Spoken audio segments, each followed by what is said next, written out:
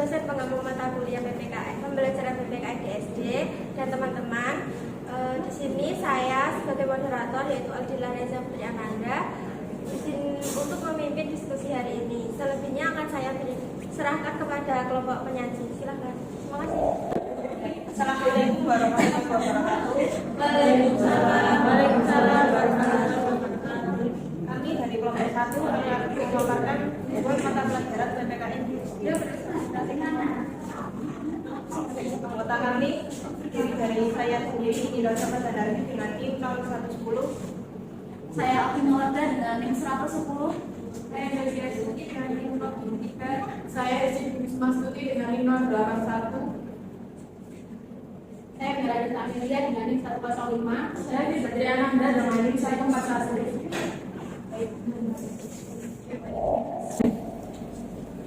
Topik pertama yang akan dibahas yaitu alasan PPKN dimasukkan dalam kurikulum SD. Hakikat pendidikan kewarganegaraan. Hakikat pendidikan kewarganegaraan merupakan sarana pembelajaran yang bersumber dari nilai-nilai Pancasila sebagai kepribadian bangsa. Hal ini diperlukan supaya masyarakat bangsa Indonesia memiliki kesadaran untuk mencintai tanah air serta memiliki watak, sifat, dan karakter yang sesuai dengan nilai Pancasila.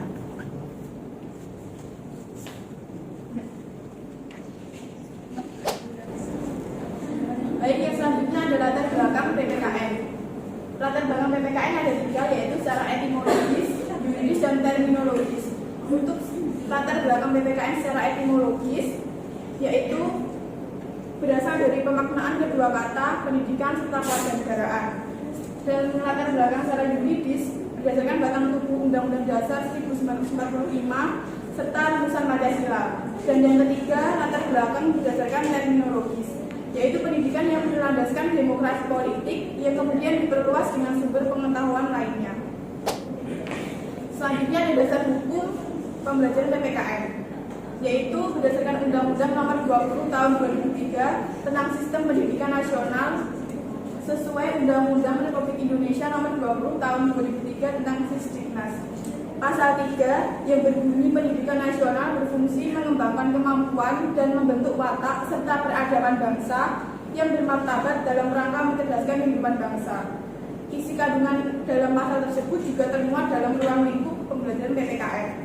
Kemudian pasal 37 ayat 1 dan ayat 2, kedua ayat dalam pasal tersebut menjelaskan bahwa PPKN ialah salah satu pembelajaran yang wajib ada pada kurikulum pendidikan dasar, pendidikan menengah hingga pendidikan tinggi.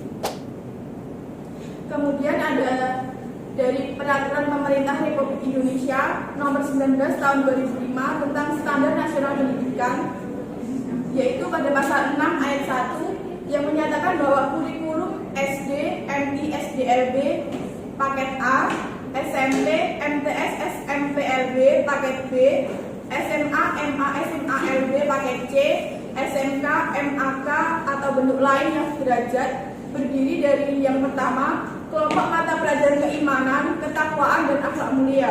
Yang kedua, kelompok mata pelajaran kewarganegaraan dan kepribadian. Yang ketiga, kelompok mata pelajaran ilmu pengetahuan dan teknologi. Yang keempat, kelompok mata pelajaran estetika. Dan yang kelima, kelompok mata pelajaran jasmani, olahraga, dan kesehatan. Peraturan di atas menjelaskan bahwa dalam kurikulum SD diperlukan mata pelajaran kewarganegaraan. Di sini diharapkan untuk peserta didik dapat berperan sebagai warga negara yang demokratis serta bertanggung jawab. Selanjutnya akan dijelaskan oleh rekan saya. Baik, selanjutnya adalah pentingnya PPKN untuk siswa SD. Yang pertama ada pembangunan karakter melalui sistem empiri. PPKN di SD berperan penting untuk pembentukan karakter anak karena sangat berkaitan dengan perilaku dan moral anak. PPKN juga mempunyai peran penting di kehidupan sosial maupun sekolah. Yang kedua adalah sebagai alat pembentuk sikap. Dalam proses pembelajaran di kelas, guru harus menanamkan sikap yang baik kepada siswa melalui kebiasaan, karena sikap yang baik merupakan ciri-ciri warga negara yang baik. Kemudian yang ketiga adalah mampu memahami dan melaksanakan hak dan kewajiban sebagai siswa SD. Pendidikan kewarganegaraan mengajarkan siswa SD untuk melaksanakan setiap hak dan kewajiban. Baik, selanjutnya akan dilanjutkan oleh Baik, yang selanjutnya adalah tujuan mata pelajaran PPKN di SD. Nah, materi pendidikan Pancasila dan kewarganegaraan untuk pendidikan dasar sangatlah penting, karena mata pelajaran tersebut memuat tentang materi moral dan karakter, yang tentunya dapat membantu peserta didik untuk melakukan perbuatan yang baik dalam kehidupannya sehari-hari. Nah, untuk tujuan mata pelajaran PPKN di SD diantaranya adalah yang pertama, memberikan pengertian, pengetahuan, dan pemahaman kepada peserta didik mengenai Pancasila yang benar dan sesuai. Yang kedua, menempatkan dan membangun pola pikir yang sesuai dengan Pancasila dan identitas serta karakter keindonesiaan.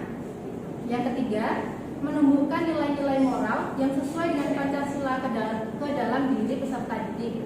Yang selanjutnya, membangun kesadaran peserta didik sebagai warga negara dan warga masyarakat Indonesia untuk selalu berusaha menegakkan dan mempertahankan nilai-nilai moral Pancasila. Yang selanjutnya, yaitu memberikan dorongan supaya dalam setiap tindakan dan perilakunya dapat sesuai dengan nilai-nilai moral dan norma Pancasila. Kemudian mempersiapkan peserta didik untuk menjadi warga negara dan warga masyarakat Indonesia yang baik dan bertanggung jawab, serta patuh dan cinta terhadap bangsa dan negaranya. Kemudian mengembangkan kemampuan peserta didik dalam berpikir kritis, bersikap nasionalisme dan berjiwa Pancasila. Kemudian mempunyai wawasan kebangsaan untuk menumbuhkan rasa cinta tanah air dalam menjunjung tinggi negara kesatuan Republik Indonesia. Kemudian menumbuhkan rasa persatuan dan kesatuan untuk mempertahankan bangsa Indonesia menjadi lebih baik.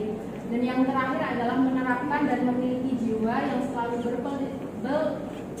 berperilaku sesuai dengan nilai-nilai Pancasila dalam kehidupan sehari-harinya.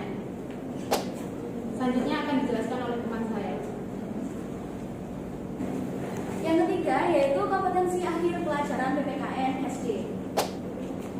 Pertama-tama kita bahas dulu tentang Syah Norman.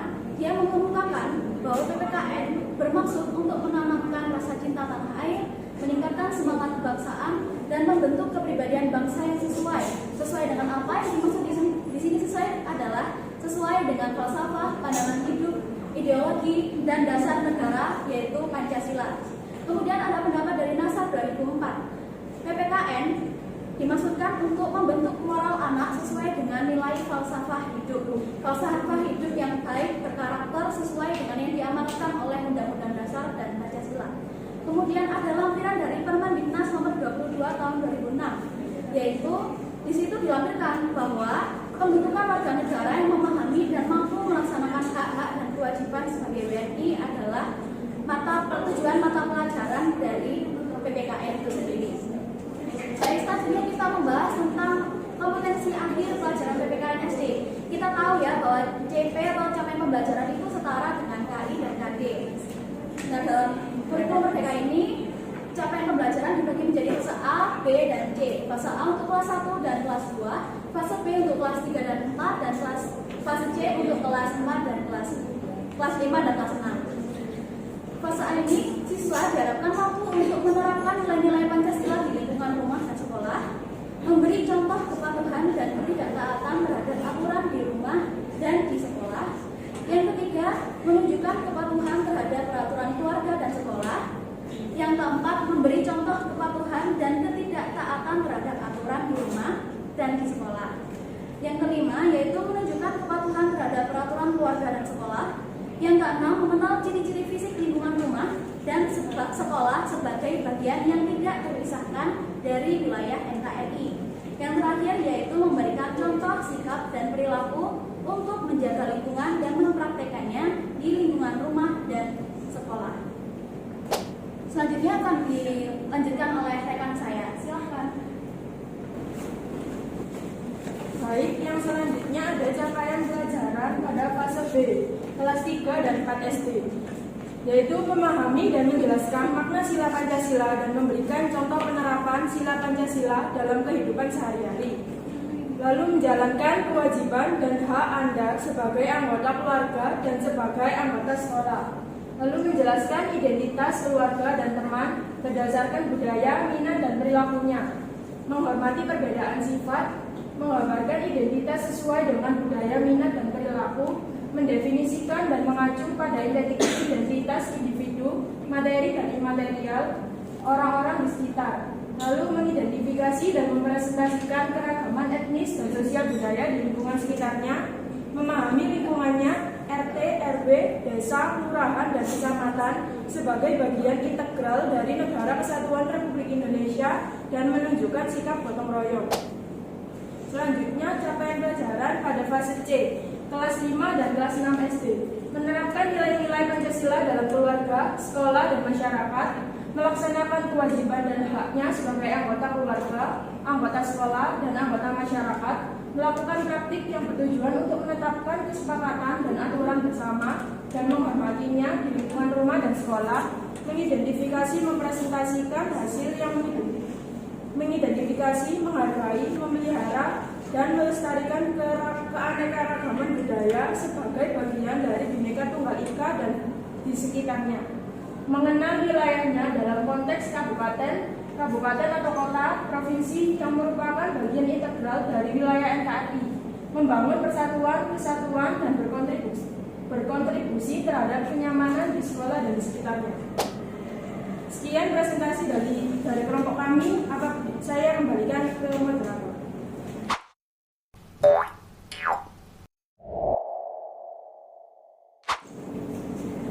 Baik, terima kasih kepada kelompok penyaji. Untuk penanya kita buka untuk 3 pertanyaan terlebih dahulu. Nanti kita akan 3 pertanyaan lagi setelah pertanyaan pertama dijawab. Baik teman-teman yang ingin bertanya silakan mengangkat tangan. Baik, yang pertama silakan Mbak Afi. Baik, terima kasih moderator atas kesempatannya. Di sini saya Anis dengan nomor 11 mau bertanya. Jadi pada BPT dijelaskan jika PPKN itu penting untuk diajarkan pada siswa SD menggunakan sistem inquiry. Nah, mengapa sistem inquiry itu dipilih dalam membangun karakter siswa dalam pembelajaran PPKN SD? Terima kasih. Baik, terima kasih atas pertanyaannya Mbak Afik. Silakan untuk selanjutnya yang ingin bertanya Mbak Ika. Baik, terima kasih atas kesempatannya. Saya Nur Fatika Lydia dengan NIM 077 mohon izin bertanya. Tadi kan di BPT dijelaskan bahwa kompetensi akhir yang menurut Syam Norma tahun 2011 itu yang meningkatkan semangat kebangsaan. Yang saya tanyakan bagaimana cara mengajarkan itu kepada anak SD. Terima kasih. Baik, terima kasih Mbak Tika atas pertanyaannya. Selanjutnya pertanyaan dari Mbak Devi, silahkan. Baik, terima kasih kesempatannya. Izin bertanya, saya Dewi Nur Aziza NIM 2001064444. Izin bertanya, bagaimana peran pembelajaran PPKN SD ini di dalam untuk mencegah meluasnya gerakan-gerakan terorisme atau gerakan-gerakan yang menyimpang dari Pancasila di kalangan anak peserta didik. Terima kasih. Baik, silakan untuk tim penyanyi menjawab 3 pertanyaan yang sudah diberikan.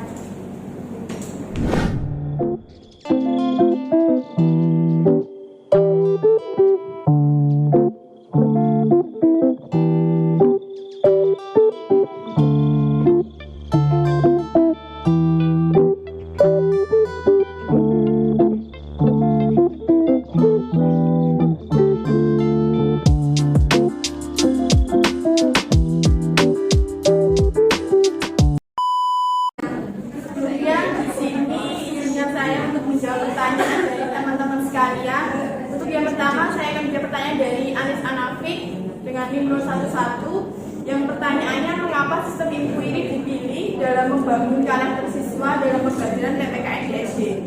Karena kegiatan pembelajaran yang menerapkan model inquiry menekankan kepada proses berpikir secara kritis dan membimbing siswa untuk memperoleh dan mendapatkan informasi serta mencari jawaban atau memecahkan masalah berdasarkan pertanyaan yang telah dirumuskan.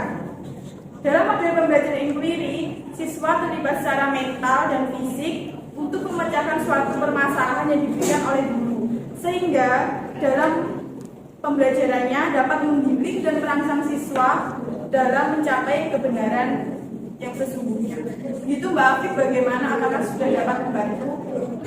Baik, terima kasih atas penjelasannya, sangat jelas. Baik, terima kasih. Selanjutnya akan dilanjutkan oleh teman saya.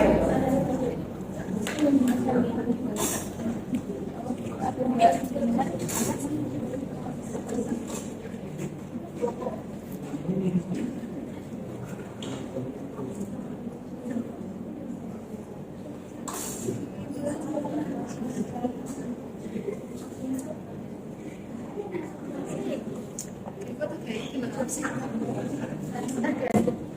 selanjutnya saya ingin menjawab pertanyaan dari Informatika tim 07. Bagaimana cara pengajaran kepada anak SD agar tercapai kompetensi akhir menurut yang normal yang meningkatkan semangat kebangsaan?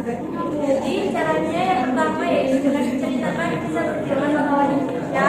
Kemudian yang kedua dengan mengajarkan bahwa taat pada peraturan merupakan upaya untuk tetap menjaga Pancasila.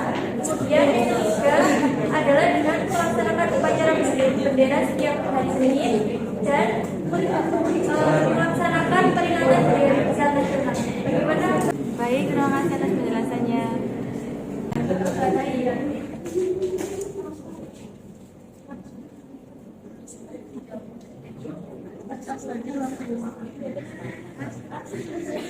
Baik, saya mohon izin menjawab untuk pertanyaannya Mbak Devi. Bagaimana peranan PPKN dalam mengatasi munculnya gerakan terorisme meluas terutama di kalangan peserta didik?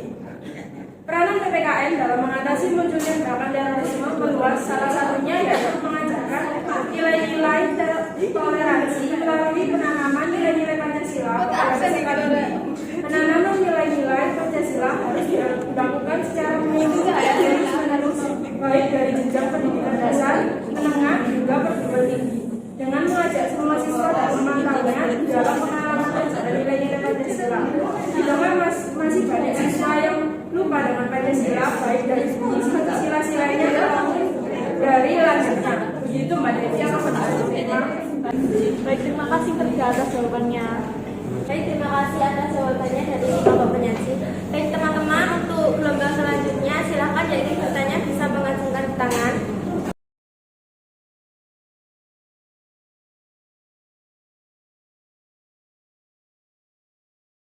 Oke, saya Nusa Adia dengan NIM 008. Di sini saya izin bertanya. Moral anak yang bagaimanakah yang bisa dikatakan sesuai dengan falsafah hidup? Terima kasih. Saya izin bertanya, saya Putri Amalia NIM 009. Yang saya tanyakan, apa yang menjadi tolak ukur guru yang dikatakan berhasil mendidik karakter Pancasila pada siswanya? Terima kasih. Saya Rizky Dinar Alfia NIM 047. Mohon izin untuk bertanya. Hal apa saja yang menjadi pedoman bahwa pembangunan karakter bisa melalui sistem inquiry pada pembelajaran PPKN SD? Terima kasih. Ya, saya bertanya, saya NIM 043 Erdaris Masari izin bertanya. Berdasarkan tujuan dari pembelajaran PPKN di SD, lalu bagaimana PKN sebagai mata pelajaran yang mengusung misi pendidikan, nilai, dan moral dapat dicapai oleh siswa sesuai dengan kompetensi akhir pembelajaran PPKN di SD. Terima kasih. Baik, terima kasih atas kesempatannya. Saya Sasilia Firda Agustin dengan NIM 045 izin bertanya. Pada kompetensi akhir pelajaran PPKN di SD, pada fase B terdapat materi dan imaterial. Jelaskan apa perbedaan mendasar dari keduanya. Terima kasih. Saya Ayu Fitriadi Handayani dengan NIM 012 izin bertanya, bagaimana menerapkan PPKN yang ideal dan sesuai dengan tujuan PPKN itu sendiri, terutama pada siswa khususnya yang fase A atau kelas rendah. Terima kasih. Saya Mutiara Ayu Putri Aditya dengan NIM 055. Izin bertanya, bagaimana jika guru telah melakukan hal-hal yang membentuk karakter yang baik, tetapi sang anak tetap tidak menunjukkan moral yang baik tersebut? Apa yang selanjutnya harus dilakukan? Dan sejauh mana bisa dikatakan anak tersebut sudah memiliki karakter dan moral yang baik? Terima kasih. Baik, terima kasih atas kesempatannya. Saya Vicky Amalia Agustini dengan NIM 079. Mohon izin bertanya, apa saja yang menjadi fokus pembelajaran PPKN di SD? Terima kasih. Saya Gilang Tiga Pagi dengan NIM 007 izin bertanya kepada kelompok penyaji. Yang pertama, apa yang menjadi kendala utama atau kesulitan pendidik dalam mengajarkan materi pembangunan karakter di SD, dan apa upaya yang efektif dalam mengatasinya? Terima kasih. Baik, saya Rizal Effendi dengan NIM 074 izin bertanya, bagaimana upaya kita sebagai guru melihat banyaknya siswa SD yang mudah mengakses konten dewasa dari dunia maya sehingga berdampak buruk bagi penanaman nilai-nilai Pancasila di SD. Baik, saya NIM 044 Akil Abdillah Fakih izin bertanya, bagaimana cara untuk menanamkan nilai moral Pancasila melalui pembelajaran PKN di SD di era gempuran TikTok dan media sosial lainnya. Terima kasih. Baik teman-teman, terima kasih atas pertanyaan yang diberikan. Saya serahkan kembali ke tim pendamping untuk menjawab pertanyaan dari teman-teman.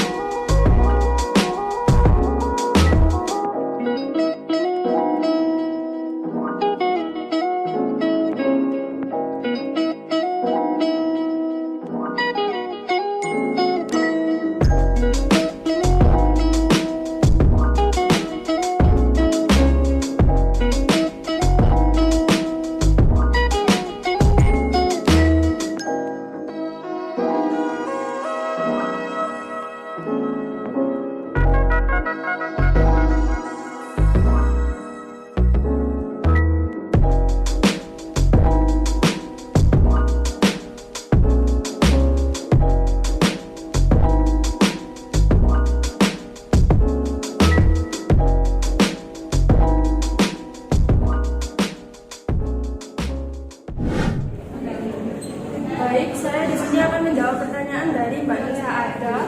Moral anak yang bagaimanakah yang bisa dikatakan sesuai nilai falsafah hidup? Moral anak yang dapat dikatakan sesuai dengan falsafah hidup adalah sikap dan perilaku baik anak yang sesuai dengan aturan normatif manusia dalam kehidupan sehari-hari, yaitu sikap dan perilaku manusia seperti jujur, dapat dipercaya, adil, bertanggung jawab, saling menghargai, saling menghormati, dan perilaku-perilaku baik lainnya. Begitu Mbak Nusa Ada, apakah bisa diterima? Bisa. Selanjutnya saya akan menjawab pertanyaan dari Putri Amalia. Pertanyaannya adalah apa yang menjadi tolak ukur guru yang dikatakan berhasil mendidik karakter Pancasila kepada siswa? Nah, menurut kami tolak ukur keberhasilannya itu apabila siswa tersebut itu mampu mengamalkan nilai-nilai Pancasila dalam kehidupan sehari-harinya. Nah, misalnya untuk sila pertama, siswa tersebut mampu menjalankan perintah-perintah Tuhan Yang Maha Esa dan menjauhi larangan-larangannya. Seperti itu. Bagaimana Mbak?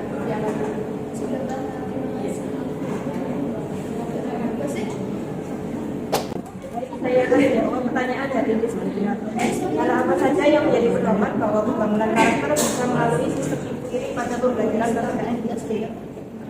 Menurut kami, hal yang bisa menjadi pedoman yaitu rangkaian kegiatan pembelajaran yang menekankan pada proses berpikir secara kritis dan analisis untuk mencari dan menemukan sendiri jawaban dari suatu masalah yang dipertanyakan.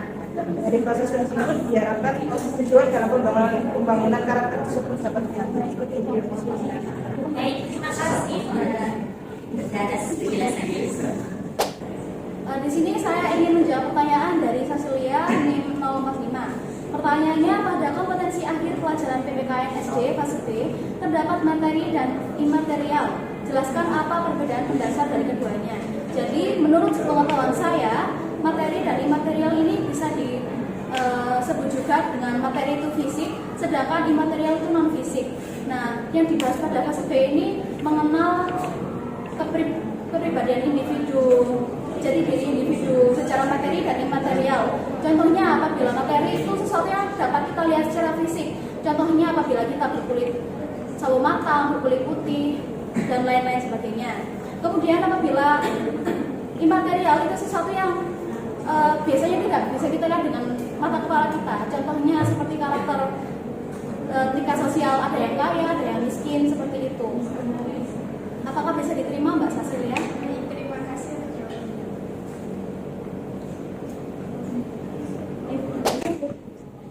Baik, selanjutnya saya akan menjawab pertanyaan dari Mutiara Ayu 055. Bagaimana jika guru telah melakukan hal-hal untuk membentuk karakter yang baik, tetapi sang anak tetap tidak menunjukkan moral yang baik tersebut? Apa yang selanjutnya harus dilakukan dan sejauh mana bisa dikatakan anak tersebut sudah memiliki karakter dan moral yang baik? Untuk langkah selanjutnya yaitu guru harus melakukan pendekatan kepada murid, menjadi pendengar yang baik untuk muridnya, mencari tahu kenapa kok si A ini masih berperilaku tidak baik, mendengarkan keluhan-keluhan sang murid, sehingga nantinya guru akan mengetahui apa kebutuhan murid tersebut dan juga penyebab-penyebab yang membuat murid tersebut berperilaku tidak baik.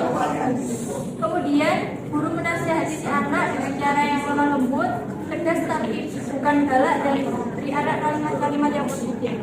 Kemudian terus sejauh mana bisa dikatakan anak tersebut sudah memiliki karakter dan moral yang baik, yaitu apabila anak tersebut memiliki kesadaran untuk menerima serta melakukan peraturan yang berlaku dan bersikap atau memiliki tingkah laku yang sesuai dengan nilai-nilai moral yang tinggi di lingkungannya. Bagaimana Mbak Mutiara? Apakah sudah dapat diterima?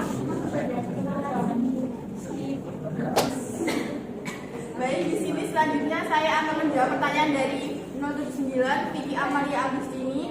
Pertanyaannya adalah apa saja yang menjadi fokus pembelajaran PPKN SD?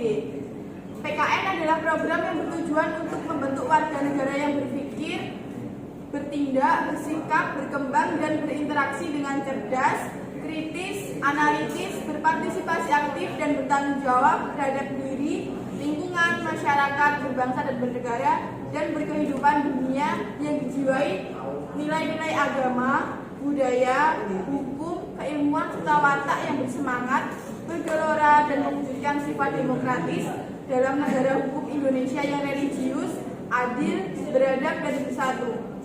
Bermasyarakat yang berkeadilan sosial berdasarkan Pancasila dan Undang-Undang Dasar 1945. Sehingga fokus dan target utama dari pembelajaran PPKN adalah pembekalan pengetahuan, yaitu bukan ilmu, pembinaan sikap perilaku, dan pelatihan keterampilan sebagai warga negara demokratis, taat hukum, dan taat asas dalam kehidupan masyarakat yang madani. Bagaimana Mbak Vicky, apakah sudah membantu jawabannya? Baik, selanjutnya akan dilanjutkan oleh rekan saya. Baik, saya akan jawab pertanyaan dari Gila. Apa yang menjadi kendala utama atau kesulitan pendidik dalam mengajarkan materi pembangunan karakter pendidik dan bagaimana upaya yang efektif untuk mengatasinya? Menurut kami, kendala utamanya yaitu pada saat ini yang setiap orang dapat mengakses internet. Dalam internet tersebut biasanya ada konten-konten yang tidak sesuai dengan pembangunan karakter. Konten tersebut tersebar secara luas sehingga memungkinkan siswa juga melihat konten tersebut. Pada umumnya, siswa atau anak-anak mudah meniru apa yang didengarnya. Nah, cara mengatasi hal tersebut sebagai pendidik wajib dan selalu memberikan contoh serta mengingatkan mana yang baik dan mana yang buruk. Seperti itu.